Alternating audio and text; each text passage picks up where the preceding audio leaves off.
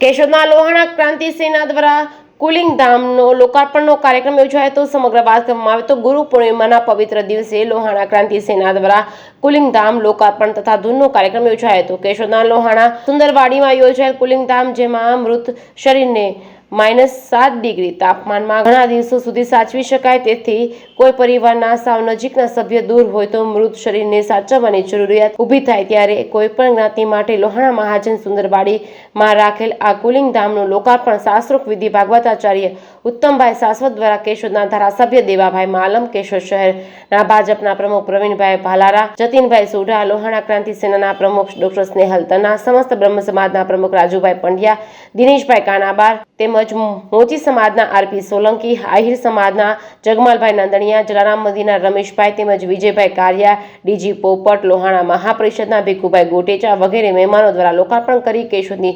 સર્વજ્ઞાતિના ઉપયોગ માટે ખુલ્લું મૂકવામાં આવ્યું હતું। આ તકે કેશોદના રાધે ધૂન મંડળ દ્વારા ધૂનનું પણ આયોજન કરવામાં આવ્યું હતું। મહેમાનો માટે વરસાદી વાતાવરણમાં અલ્પાહારની વ્યવસ્થા રાખવામાં આવી હતી અને કાર્યક્રમને સફળ બનાવવા માટે ક્રાંતિ સેનાના ભાવેશભાઈ, અજયભાઈ દત્તા વગેરેએ ભારે જહેમત ઉઠાવી હતી। સમગ્ર કાર્યક્રમનું સંચાલન રાષ્ટ્રીય એવોર્ડ વિજેતા ભૂપેન્દ્રભાઈ જોશી દ્વારા કરવામાં આવ્યું હતું। જેકેએસ ન્યૂઝ ગુજરાતી સાથે રાજુ પંડ્યા, કેશોદ। સ્નેહલ તના, લોહાણા ક્રાંતિ સેના કેશોદ।